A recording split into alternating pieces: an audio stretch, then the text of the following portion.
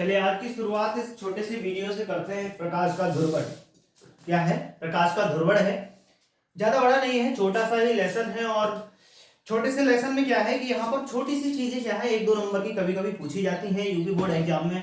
तो आप क्या है इसको तैयार कर लेंगे। ज्यादा लंबी चौड़ी कोई थ्योरी नहीं है, एक न्यूमेरिकल या एक सूत्र या एक नियम की बात पूछी जाती है इसमें। तो उसको क्या कर लेंगे हम यहाँ पे तैयार कर लेंगे, है ना। तो चलिएगा यहाँ पे समझते हैं कि प्रकाश का ध्रुवण क्या है। इसे पोलराइजेशन ऑफ लाइट कहते हैं। क्या कहते हैं? Polarization of light. तो हाइगेन्स ने जब अपना तरंग सिद्धांत यहाँ पे दिया था तो हाइगेन्स ने क्या बताया कि जो प्रकाश है उसकी प्रकृति कैसी होती है? तरंग प्रकृति होती है। प्रकाश की प्रकृति कैसी होती है? तरंग वाली प्रकृति होती है। प्रकाश की प्रकृति होती है तरंग की।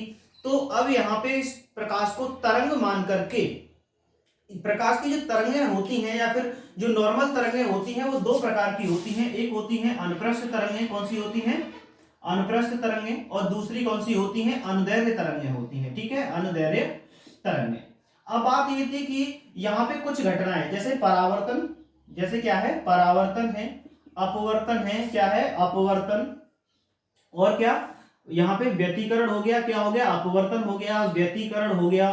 ये सारी चीजें आप अब तक पढ़ चुके हैं। व्यतिकरण हो गया और क्या है? विवर्तन। ठीक है, इन सभी घटनाओं की यानी प्रकाश में परावर्तन होता है, अपवर्तन होता है, व्यतिकरण होता है और क्या होता है? विवर्तन होता है। इन सभी घटनाओं की जो व्याख्या है हम किसमें हम तरंग मान के कर देते हैं। क्या मान के कर देते हैं? तरंग मान के कर देते हैं। और यहाँ पे प्रकाश की तरंगों के बारे में ये नहीं जाना जाता कि ये प्रकाश की तरंगें अनुप्रस्थ हैं या अनुदैर्ध्य हैं। इस चीज से कोई भी लेना देना नहीं है, सिर्फ खाली तरंग मान करके ही इसकी व्याख्या हम जो है कर देते हैं।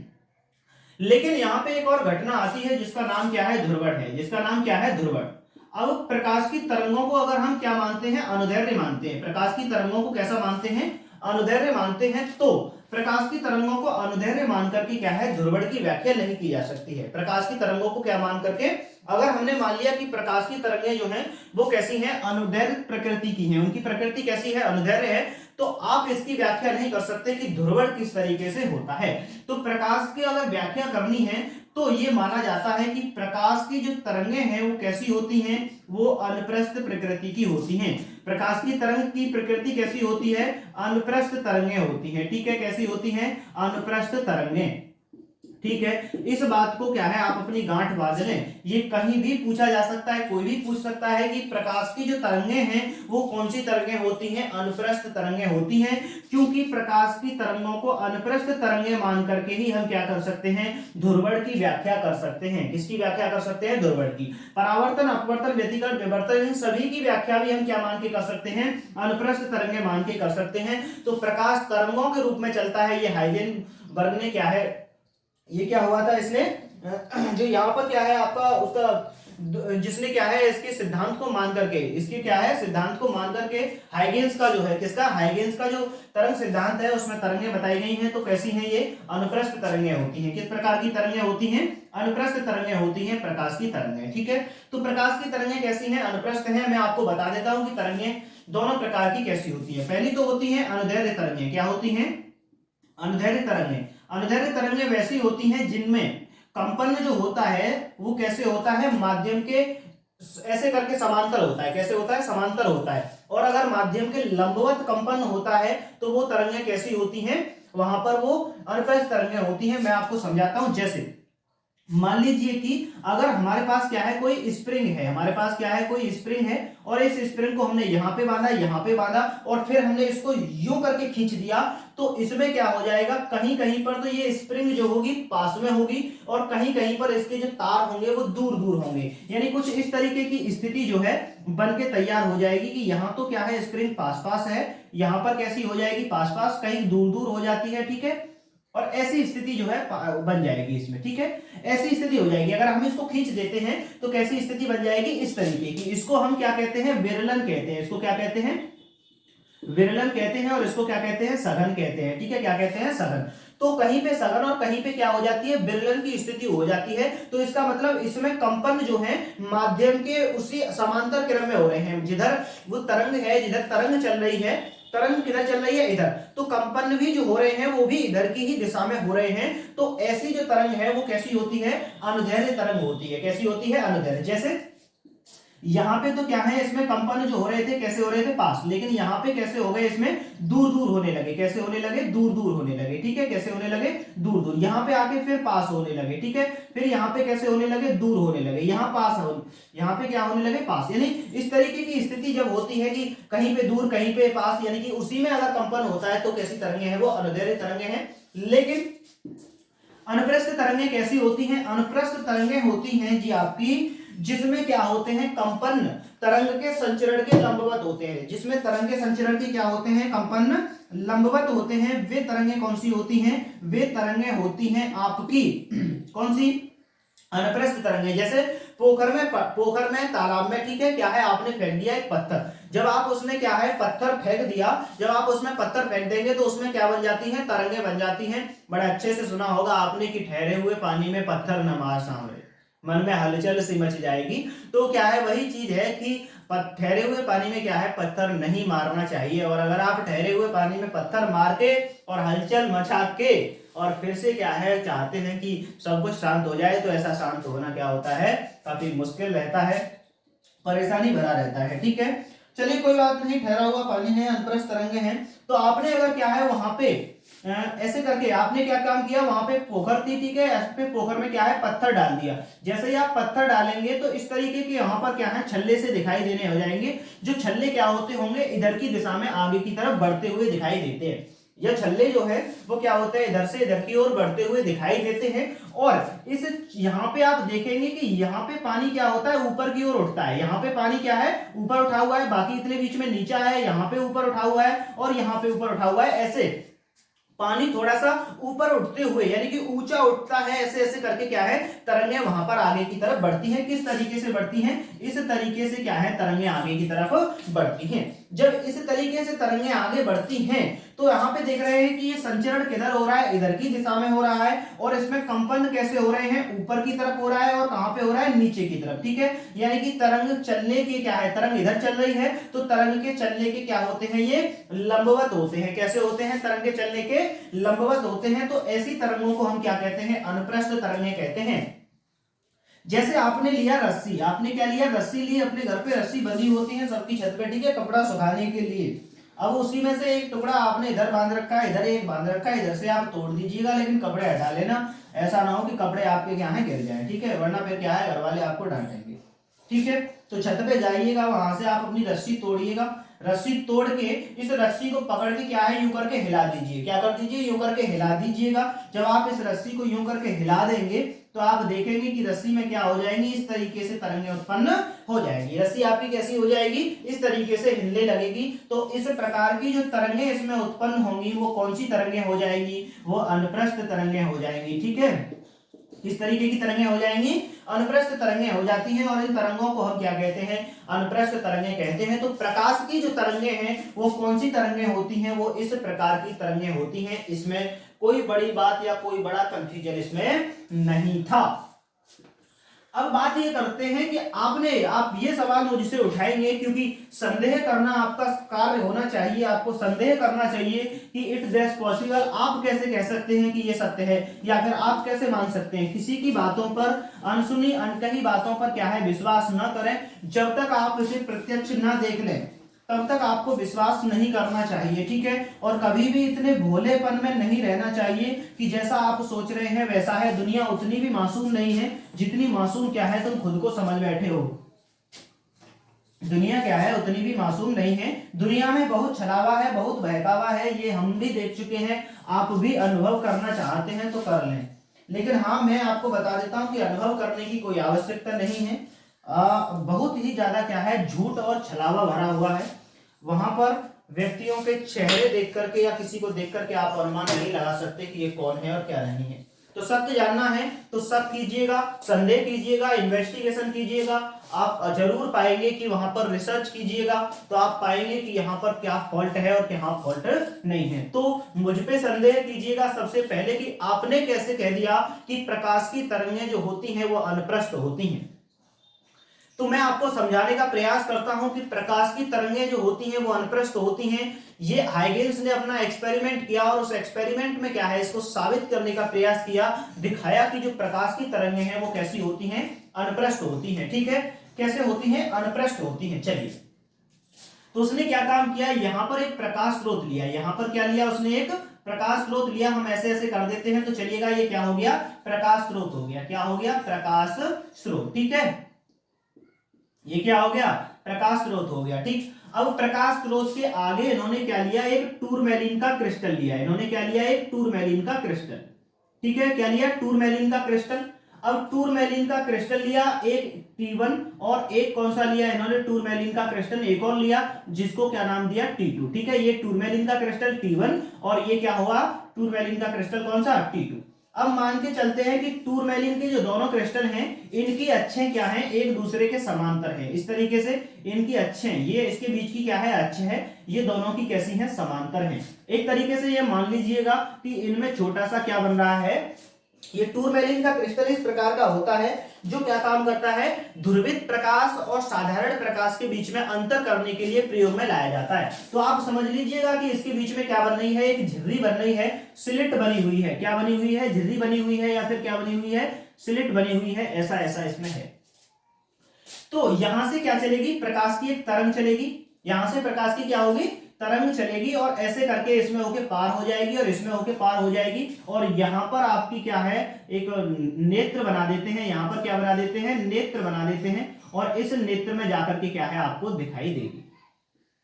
यहां आप आंख से देख रहे हैं। ठीक है, ज्यादा सुंदर आंखें नहीं है, क्योंकि आंखों के चक्कर में क्या है, अक्सर लोग फंस जाते हैं, इसलिए मैंने ज्यादा सुंदर नहीं बनाई। तो ये नेत्र बनाया मैंने, तो नेत्र बना के दिखाया आपको कि यहां से चलने वाली प्रकाश किरण क्या होगी, पार एकदम से निकल जाएगी। तो यहां पर प्रकाश की जो तीव्रता है वो कैसी होती है, अधिकतम होती है। यहां पर प्रकाश की तीव्रता कैसी होगी, अधिकतम होगी, यानी कि पूरा का पूरा जो प्रकाश है वो क्या हो रहा है, इसमें होके पार निकल रहा है। प्रकाश की तीव्रता कैसी है, अधिकतम। प्रकाश की तीव्रता है ये आपकी अधिकतम। कैसी तीव्रता है, अधिकतम। ठीक है, फिर दूसरी कंडीशन में क्या काम किया, पहली कंडीशन में तो प्रकाश की तीव्रता कैसी, अधिकतम। अब की बार जो दूसरा वाला टूरमैलीन का क्रिस्टल है, इसको 90 डिग्री घुमा दिया गया। इसको क्या कर दिया गया, 90 डिग्री घुमा दिया गया। जब 90 डिग्री घुमा दिया जाता है तो कैसा हो जाएगा, ये कुछ इस तरीके का हो गया।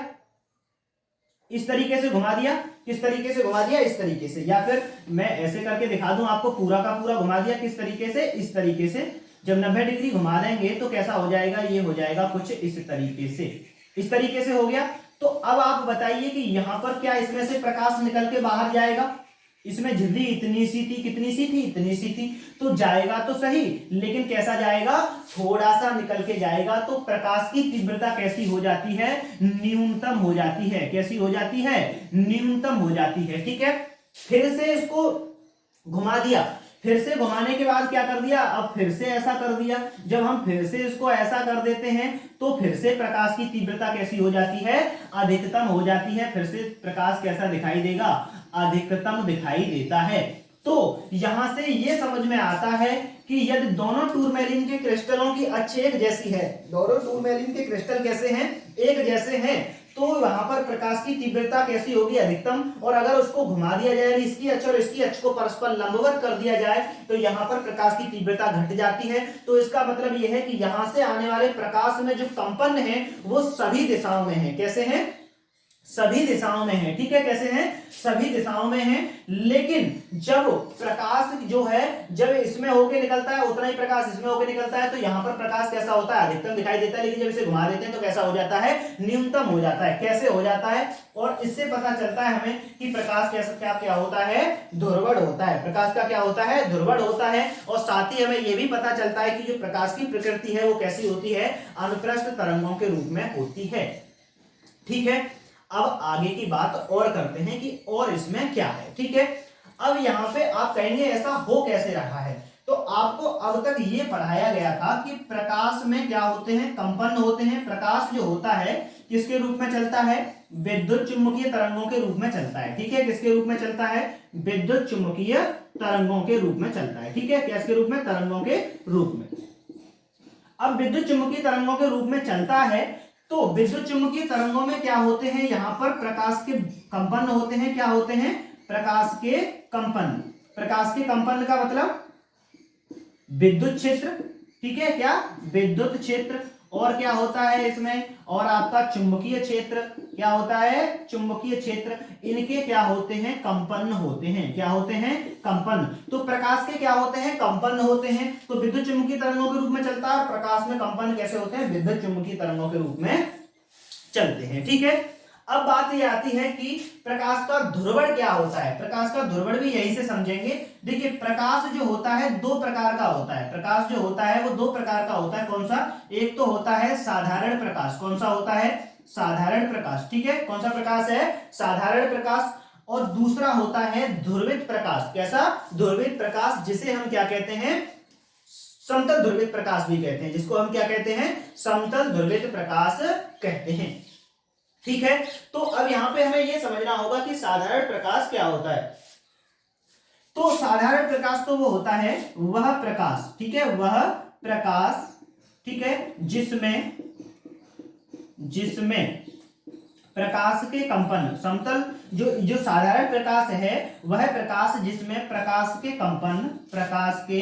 कंपन तरंग के संचरण, यहां पे क्या हो रही है, तरंग हो रही है, संचरण यानी चल रही है उस दिशा में, तरंग के संचरण के लंबवत सभी दिशाओं में होते हैं, लंबवत सभी दिशाओं में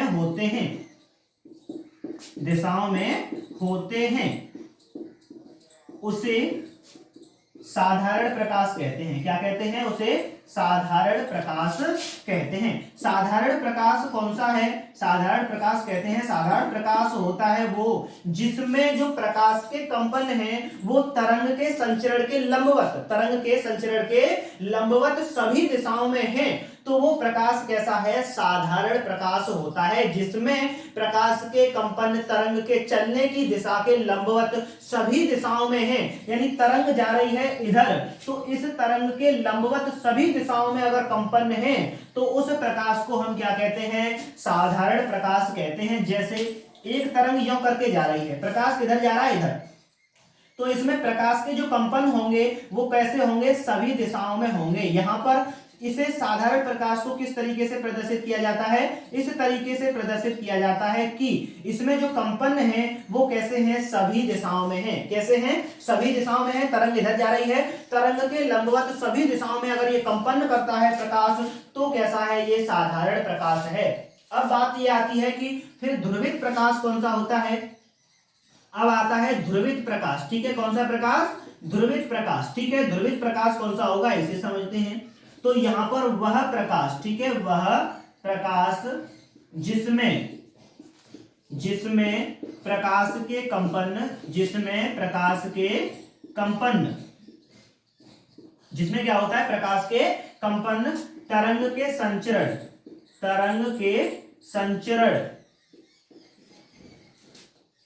के लंबवत, तरंग के संचरण के लंबवत केवल एक ही दिशा में होते हैं, केवल एक ही दिशा में होते हैं, एक ही दिशा में क्या है, होते हैं,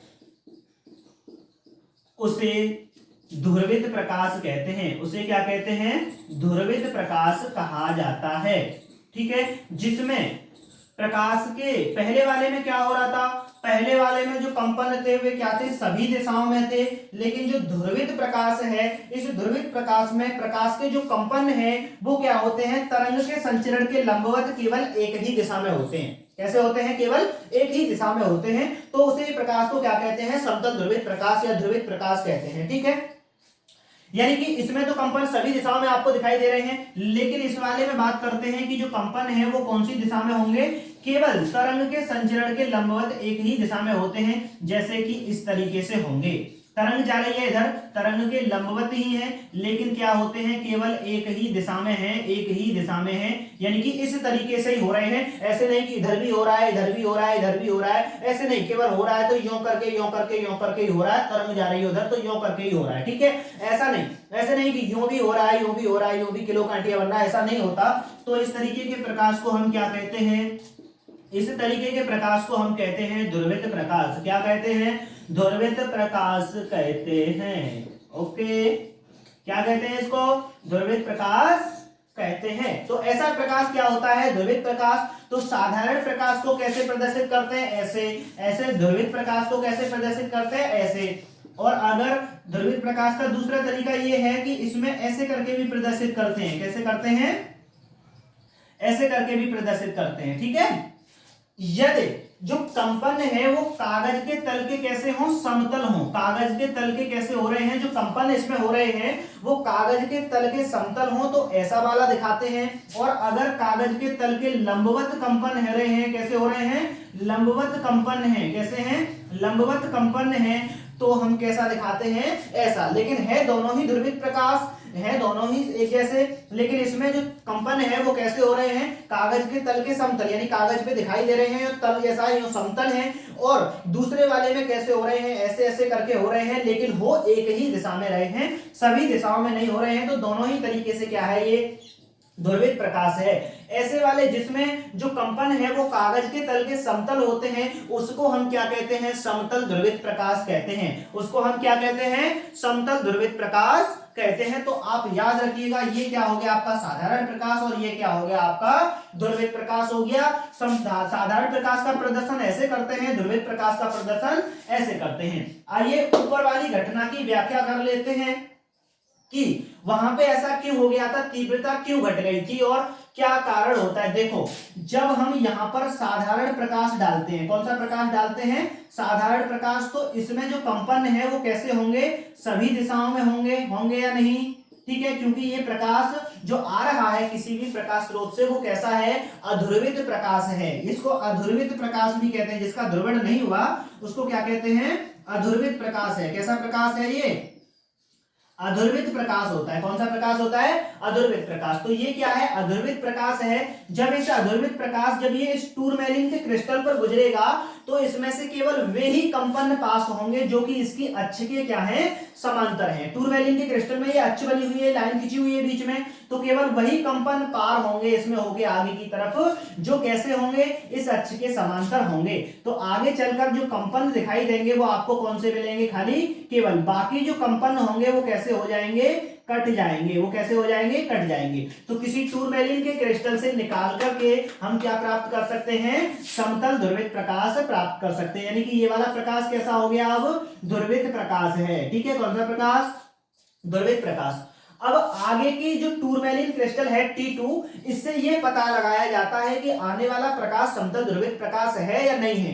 अगर इसको घुमाने पर तीव्रता घटती है या बढ़ती है तो ये कैसा है? समतल ध्रुवित प्रकाश है। अगर तीव्रता पर कोई असर नहीं पड़ता तो ये प्रकाश कैसा है? जो आ रहा है यहां से जो निकल के वो कैसा है? साधारण प्रकाश है। इसलिए इसको क्या कहा जाता है? विश्लेषक कहा जाता है। इस क्रिस्टल को क्या कहा जाता है? विश्लेषक, एनालाइजर है। ये क्या है? एनालाइजर। ये पता लगाता है कि ये चीज क्या है? समतल ध्रुवित प्रकाश है या फिर नहीं है।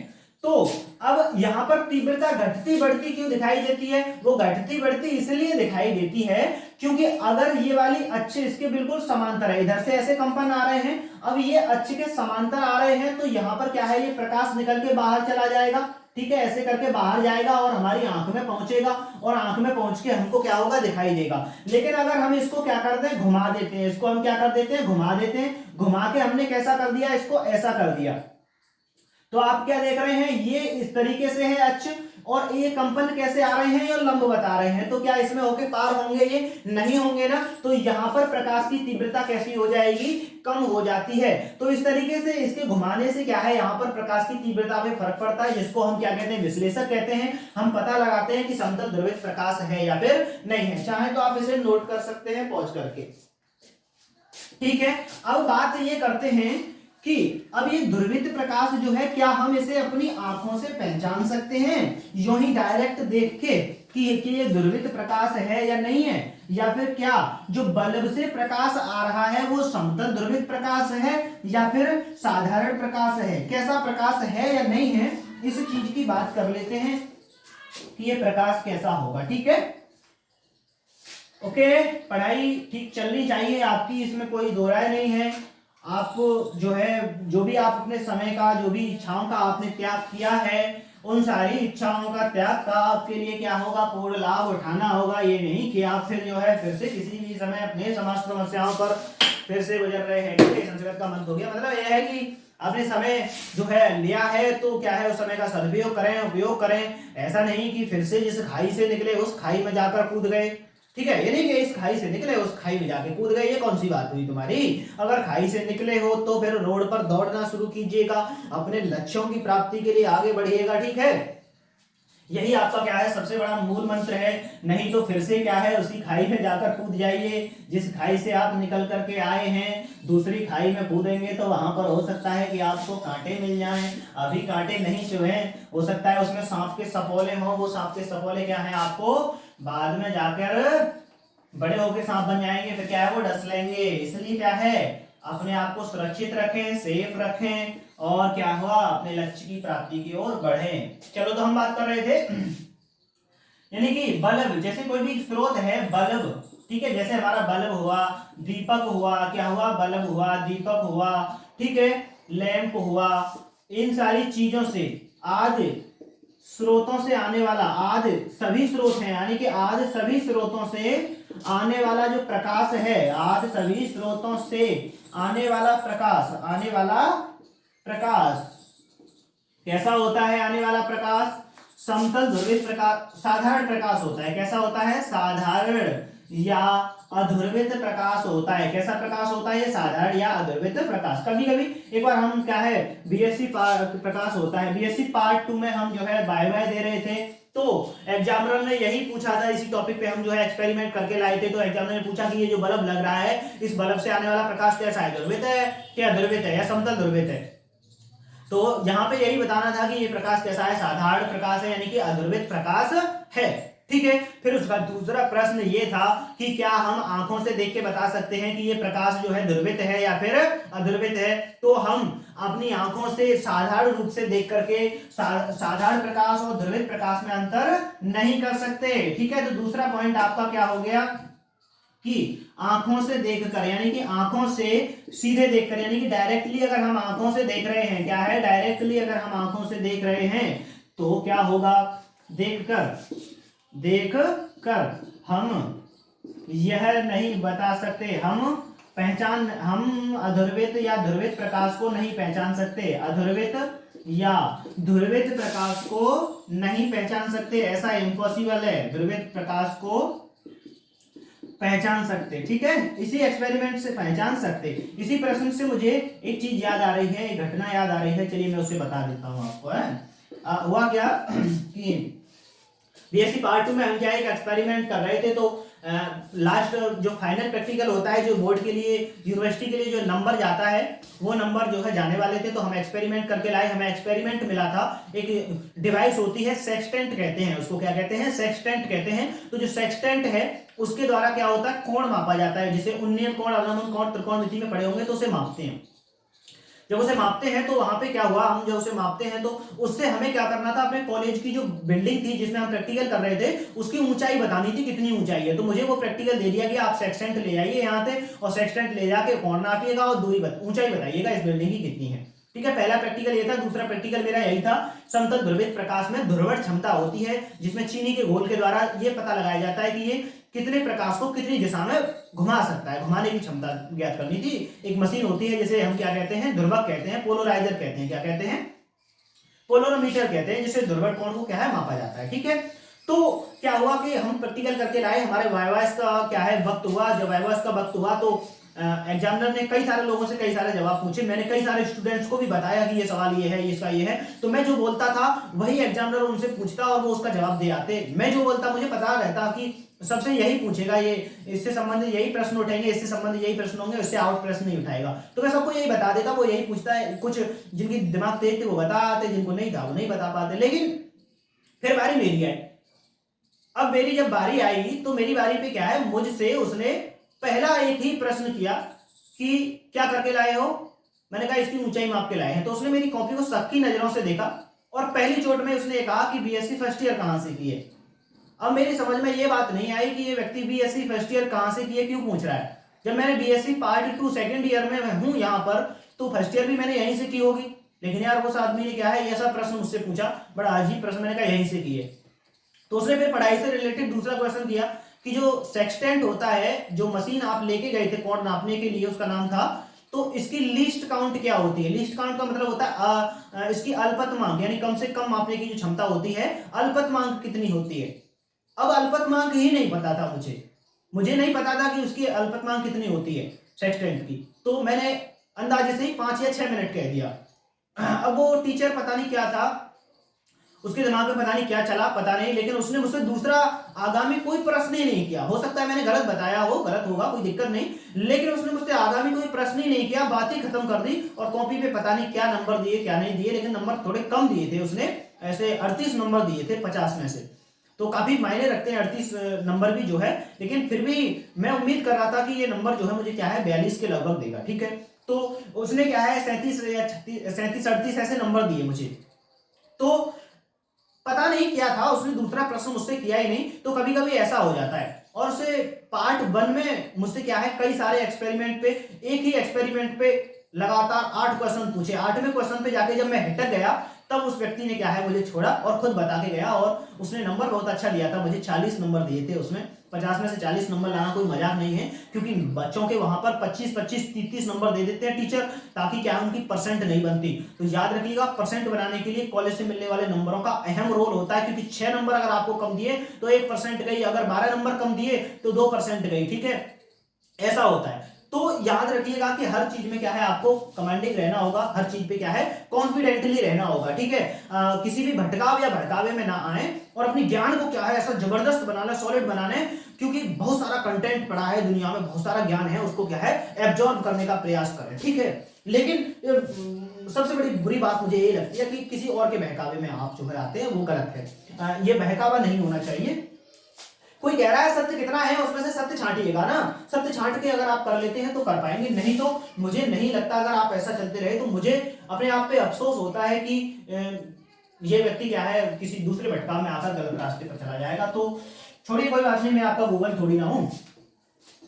अब यहाँ पे बात यह है कि अब हम बात कर रहे थे कि इनको नहीं पहचान सकते, इनको क्या है हम अपनी नंगी आंखों से जो है पहचान नहीं सकते, अपनी नंगी आंखों से नहीं पहचान सकते। अब यहाँ पे लास्ट टॉपिक यही बचता है, क्या बचता है कि एक ही नियम है यहाँ पर, ब्रूस्टर का नियम, जिस नियम पर क्या है थ्योरी आती है पेपर में या फिर कभी पूछा जाता है, वो होता है ब्रूस्टर का नियम। किसका नियम होता है वो? ब्रूस्टर का नियम होता है, ठीक है, ब्रूस्टर का नियम। ब्रूस्टर का नियम क्या है, इस चीज को हम जो है समझते हैं, ठीक है। ब्रूस्टर का नियम, ब्रूस्टर का नियम ये है, पहले उसे ब्रूस्टर के नियम को समझने से पहले एक बात समझनी होगी कि यदि हम क्या करते हैं, किसी भी अपवर्तक, कोई भी क्या है अपवर्तक प्लेट है, जैसे हमारे पास क्या है कोई कांच की प्लेट है, हमारे पास क्या है कोई कांच की प्लेट है, ऐसे करके कांच की प्लेट हो गई हमारे पास, ठीक है, मोटी सी दिखा रहा हूं, मोटी सी कांच की क्या है प्लेट है। तो यहां पर तो क्या हो गया वायु हो गई, यहां पे क्या हो गया कांच, यानी कि माध्यम विरल से कहां पे पहुंच गया, सघन में पहुंच गया। तो अब ये नीचे क्या हो गया सघन हो गया, ठीक है, कांच है पानी नहीं है, ये क्या है कांच नहीं है पानी, सॉरी कुछ भी हो कोई दिक्कत नहीं है, लेकिन फिलहाल क्या है कांच है। अगर हम क्या करते हैं किसी भी चीज पर किसी एक विशेष अपवर्तनांक, यानी कि किसी अपवर्तित पदार्थ पर क्या है, अगर हम कोई प्रकाश किरण ऐसे करके डालते हैं, कोई भी हमारे पास कोई कांच का टुकड़ा आदि है, तो उस पर अगर हम ऐसे करके प्रकाश की किरण डालते हैं, तो यहां से दो बातें होती हैं। एक तो क्या होता है, यहां से प्रकाश परावर्तित हो जाएगा, ये वाला प्रकाश तो क्या हो जाएगा परावर्तित हो जाएगा, ठीक है, कैसा हो जाएगा परावर्तित, और प्रकाश थोड़ा सा क्या हो जाएगा इसमें नीचे की तरफ भी निकल जाएगा, थोड़ा सा प्रकाश कहां हो जाएगा नीचे भी निकल जाएगा, ठीक है। ये कौन सी हो गई परावर्तित किरण हो गई, और ये वाली कौन सी किरण हो गई अपवर्तित किरण, क्योंकि पूर्ण रूप से तो यहां पे वो अपवर्तित नहीं होती। कांच की प्लेट पे अगर हम क्या है टॉर्च मारें तो थोड़ा सा प्रकाश क्या है चमक के हमारी आंखों में भी आता है, और थोड़ा सा क्या है पार निकल जाता है उसमें से, तो वही चीज है, थोड़ा सा लौट गया, थोड़ा सा क्या हो गया यहां से अपवर्तित हो गया, ठीक है। तो जब ऐसी स्थिति होती है, जब यहां पर ये कोई प्रकाश किरण इस तरीके से किसी पारदर्शी पदार्थ पे डाली जाती है, तो वहां से तो पदार्थ की दो किरणें निकलती हैं, एक परावर्तित किरण और एक कैसी होती है अपवर्तित किरण। तो परावर्तित प्रकाश हो गया और दूसरा कौन सा हो गया अपवर्तित प्रकाश। तो यहां पर परावर्तित जो प्रकाश है ये थोड़ा सा कैसा होता है ध्रुवित होता है, ये जो परावर्तित प्रकाश है ये कैसा होता है थोड़ा सा ध्रुवित होता है, और ये वाला भी कैसा होता है थोड़ा सा ध्रुवित होता है, जिसे आंशिक ध्रुवित प्रकाश कहते हैं। तो ऐसे प्रकाश की किरण क्या है इस पे डाली गई, ये क्या है साधारण प्रकाश है। कैसा है, साधारण प्रकाश की किरण यहाँ पे डाली गई। जब साधारण प्रकाश की किरण डाली गई तो इसमें क्या होंगे, जो कंपन है वो सभी दिशाओं में होंगे। कैसे होंगे, सभी दिशाओं में होते हैं इस तरीके से, ठीक है। इसमें कोई वाली दिक्कत वाली बात नहीं है, यहाँ पर क्या होते हैं सभी दिशाओं में होते हैं। लेकिन जब यहां से अपवर्तित और परावर्तित प्रकाश किरणें निकलती हैं तो परावर्तित प्रकाश किरण और ये वाली अपवर्तित प्रकाश किरण थोड़ी थोड़ी कैसी होती है, ध्रुवित तो होती है। लेकिन ब्रूस्टर ने यह बताया कि किसी विशेष कोण के लिए, यानी कि किसी एक विशेष कोण पर अगर हम यहां पर क्या करते हैं प्रकाश की किरण को डालते हैं, वैसे तो थोड़ा थोड़ा होता ही है, लेकिन अगर किसी एक स्पेशल कोण के लिए अगर हम इस पर डालते हैं तो परावर्तित प्रकाश किरण और जो अपवर्तित प्रकाश किरण है ये पूरी तरह से कैसे होते हैं, ध्रुवित प्रकाश होता है। यानी कि परावर्तित प्रकाश किरण कैसा होता है, ध्रुवित प्रकाश होता है। किसी विशेष कोण के लिए जब हम विशेष कोण पर क्या डालते हैं, इसे प्रकाश किरण को डालते हैं, और जिस कोण पर हम इसे डालते हैं उसे कहते हैं हम ध्रुवण कोण। क्या कहते हैं, ध्रुवण कोण कहते हैं। क्या कहेंगे, ध्रुवण कोण कहेंगे। यानी कि ध्रुवण कोण क्या होता है, ध्रुवण कोण वह कोण होता है जिस कोण पर अगर हम प्रकाश की किरण डालें तो अपवर्तित प्रकाश पूरी तरह से समतल ध्रुवित तो होना चाहिए। तो अपवर्तित प्रकाश कैसा होगा, पूरी तरह से समतल ध्रुवित होता है। तो क्या होगा, ये पूरी तरह से कैसा होगा, समतल ध्रुवित होगा। कैसा होगा, पूरी तरह से समतल ध्रुवित प्रकाश यहां पर आपके लिए प्राप्त होगा। और इसको मैं ऐसे करके दिखा देता हूं, उसमें कंपन जो है वो कैसे हैं, कागज के तल के लंबवत हैं, और सॉरी समतल हैं, और इसमें कैसे हैं, कागज के तल के ये लंबवत हैं। इस तरीके की स्थिति क्या है यहां पर पैदा हो गई, ठीक है। तो यहां पर जो बनने वाला कोण होगा इसको हम क्या कहते हैं, यहां पर जो है हम क्या कहते हैं, ध्रुवण कोण कहते हैं। क्या कहते हैं इसको, ध्रुवण कोण। यानी कि एक ऐसा कोण जिस पर अगर प्रकाश किरण डाली जाए, उस कोण से अगर प्रकाश किरण डाली जाए तो परावर्तित प्रकाश किरण और अपवर्तित प्रकाश किरण क्या होती हैं, दोनों ही समतल ध्रुवित प्रकाश प्राप्त होता है। तो उसको हम क्या कहते हैं, ब्रूस्टर का नियम कहते हैं। यहाँ पे क्या ध्रुवण कोण लिखा हुआ है, ध्रुवण कोण क्या है, जब ब्रूस्टर का नियम है कि जब किसी अध्रुवित प्रकाश को किसी पारदर्शी माध्यम के पृष्ठ से परावर्तित किया जाता है, जब भी कोई अध्रुवित प्रकाश है उसे क्या करते हैं हम, किसी माध्यम के पृष्ठ से परावर्तित करते हैं कोई पारदर्शी पदार्थ से, तो किसी विशेष कोण के लिए परावर्तित प्रकाश पूर्णतः समतल ध्रुवित प्रकाश होता है। तो कोई विशेष कोण ऐसा होता है जिसके लिए जो प्रकाश है कैसा होता है, पूरी तरह से समतल ध्रुवित प्रकाश होता है। इस कोण को ध्रुवण कोण कहते हैं और इसे आईपी से प्रदर्शित करते हैं, ठीक है। इस कोण को क्या कहते हैं, ध्रुवण कोण कहते हैं, और इसको क्या कहते हैं, आईपी से प्रदर्शित करते हैं।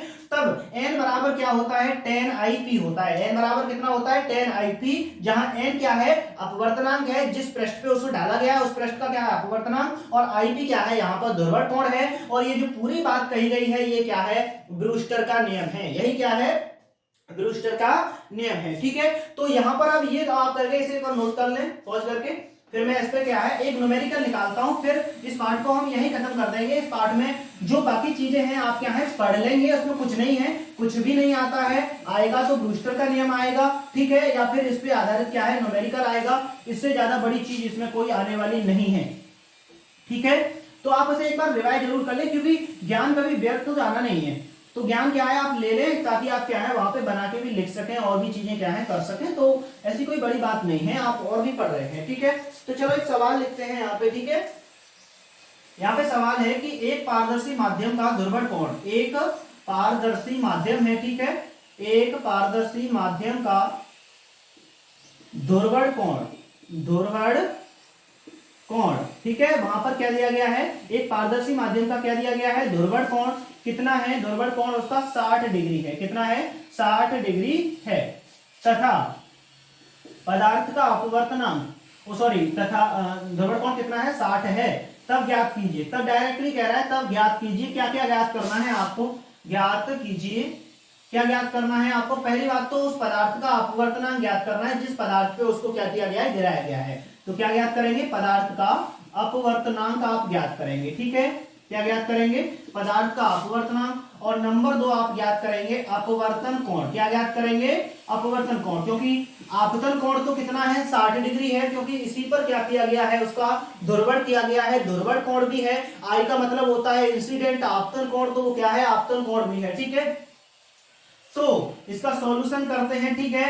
तब we know that, we know तो गिवन है, सबसे पहले ये लिखते हैं ना, हम यहीं से शुरू करते हैं। क्या गिवन है, गिवन बराबर यहाँ पर क्या है आपको दिया गया है आईपी बराबर कितना 60 डिग्री दिया गया है, ठीक है। एन बराबर आपको फाइंड करना है पदार्थ का अपवर्तनांक, तो वी नो दैट हम जानते हैं, ठीक है। वी नो दैट, हम तो कुछ नहीं जानते, सब आप जानते हैं, ठीक है। वी नो दैट, तो एन बराबर क्या होता है 10 आईपी।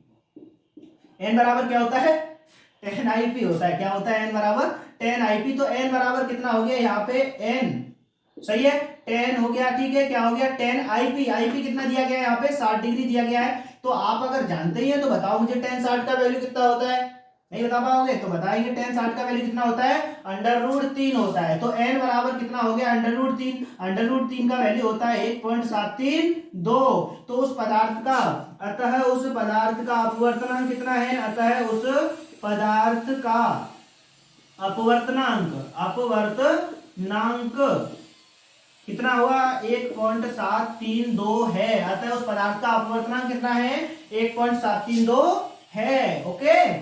चलिए उस पदार्थ का अपवर्तनांक कितना हो गया 1.732 हो गया। आगे बात करते हैं कि पूछा क्या है वहां पे, दूसरा अपवर्तन कोण पूछा है, आरपी पूछा है। क्या पूछा है आरपी, यानी कि रेफ्लेक्शन वाला जो कोण है, रेफ्लेक्शन का जो कोण है यहाँ पे, और वो भी कौन सा पोलराइजेशन ध्रुवण के स्थिति में। तो ये क्या होगा, आप क्या जानते हैं, देखो एक बात सीखो, आईपी और प्लस आरपी यानी कि आपतन कोण और अपवर्तन कोण दोनों मिलके कितना बैठेंगे 90 डिग्री बैठेंगे। कितना बैठेंगे 90 डिग्री। तो आईपी बराबर तो आपको पता है कितना 60 डिग्री, आरपी बराबर निकालना है तो ये हो गया 90, आरपी बराबर कितना हो गया 90 माइनस 60, तो आरपी बराबर हो गया 90 में से 60 गए तो 30। अतः अपवर्तन कोण, पता नहीं कैसा गाने से गाने का मन करता है मेरा अब। अतः अपवर्तन कोण आरपी बराबर क्या हो गया 30 हो गया। क्या हो गया आरपी बराबर 30, ठीक है 30 डिग्री, यानी कि अपवर्तन कोण आरपी बराबर कितना हो गया 30 हो गया। आप इसको क्या है पॉज करके नोट कर लें।